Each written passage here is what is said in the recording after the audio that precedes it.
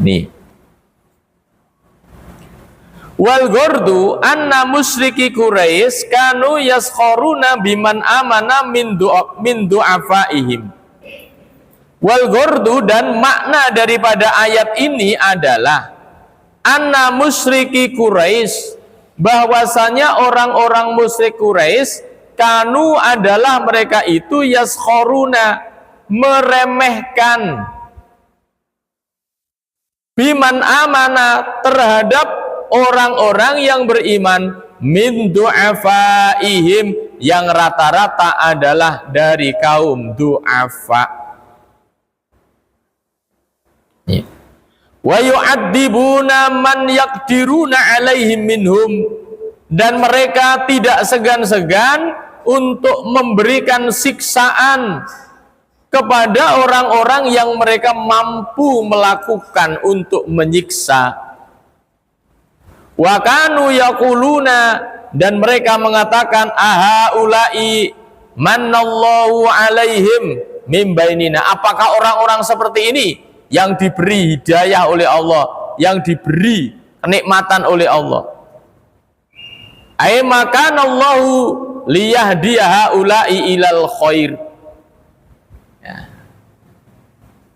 Apa pengertiannya? Maka Allah, tidaklah Allah itu liyahdiya, memberikan hidayah, memberikan petunjuk haulai kepada orang-orang ini ilal khair, kepada kebaikan. Laukana masoru ilai khairan wayadda'ana, kalau seandainya memang yang diyakini oleh orang-orang lemah, orang-orang kecil ini adalah kebaikan, tentunya Allah tidak akan meninggalkan kami, meninggalkan kita. Awake dhewe sik wong sugih-sugih, wong sugih-sugih, wong penting-penting. Ini. Jadi itulah sikap orang-orang Quraisy pada zaman dulu ketika di awal-awal Islam. Mereka yang bersemangat untuk masuk agama Islam adalah orang-orang du'afa, orang-orang lemah, orang-orang kecil, orang-orang yang tidak punya duit. Kayaknya sampai sekarang pun juga begitu ya. Sing rajin ngramekne masjid ki rata-rata wong orang-orang kecil yang tidak dipandang, ora direken, ora dipitung gitu. Ini. Tapi jangan khawatir, karena segala sesuatu itu tidak luput dari kehendak Allah Subhanahu wa ta'ala. Dahulu Islam diperjuangkan pertama kali oleh orang-orang miskin, orang-orang kecil, bahkan orang-orang yang tidak punya kemerdekaan terhadap dirinya sendiri, karena mereka adalah orang-orang budak. Tapi karena Allah Subhanahu wa ta'ala punya kehendak, Islam kemudian berkuasa dari tangan-tangan lemah mereka. Nah ini. Maka dalam kalimat selanjutnya, qala Allah ta'ala fi jawabi dzalika, kemudian Allah Subhanahu wa ta'ala berfirman menjawab statement, ungkapan orang-orang musyrik Quraisy itu.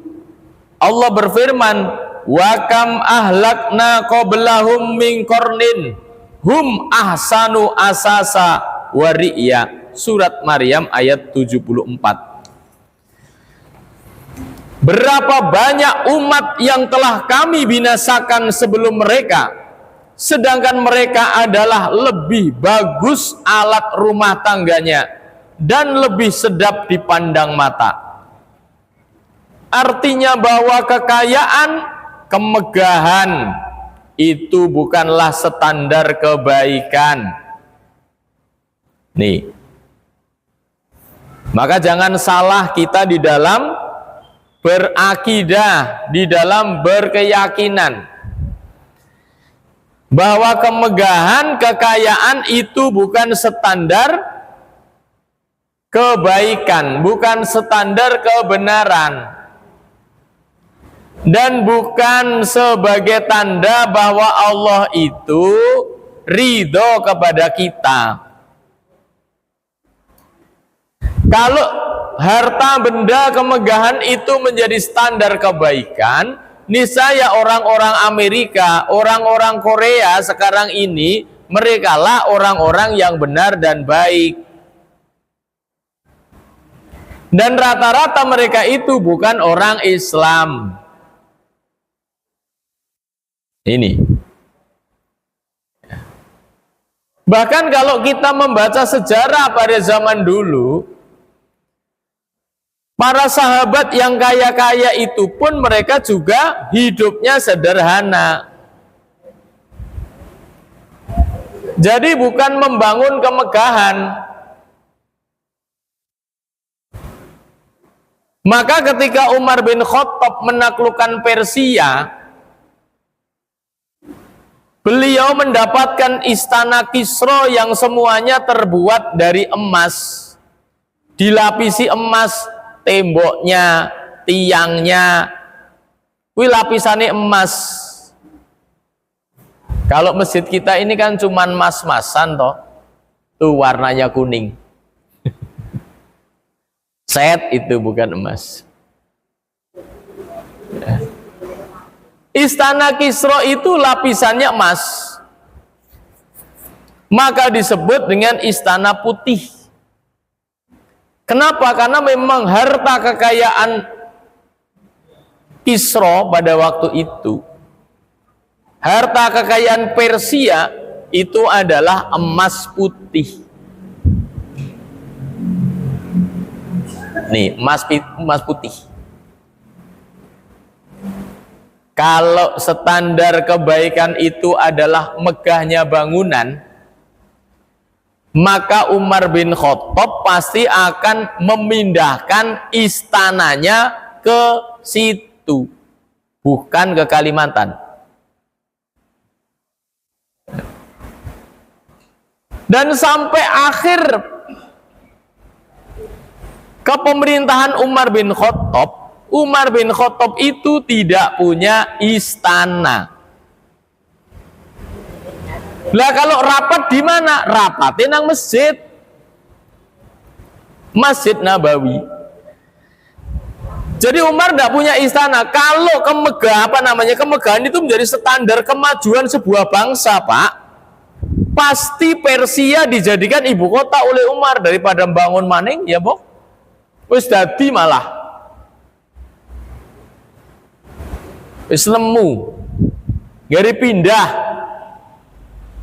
Tapi ndak, Umar di situ hanya menyampaikan tausiah, kemudian pulang ke Madinah, tetap mengatur kekuasaannya, pemerintahannya itu dari Masjid Nabawi. Luar biasa kan? Ya. Dan orang yang masuk masjid itu pakai syarat enggak sih? Pakai syarat enggak orang masuk masjid? Tidak ada syaratnya. Jenengan harapan petani, buruh macul, pramasalah mlebu masjid. Pakai izin apa enggak? Enggak ada izin. Tapi kalau jenengan itu masuk istana presiden, bisa enggak?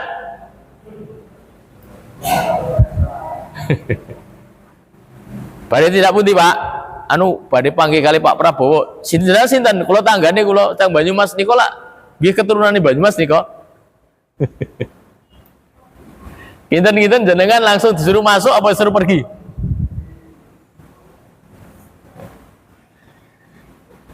Ini Masya Allah. Ya. Maka kemajuan sebuah negeri, kemajuan sebuah negara, kemajuan sebuah imperium itu bukan diukur dari kemegahan bangunan yang dimiliki,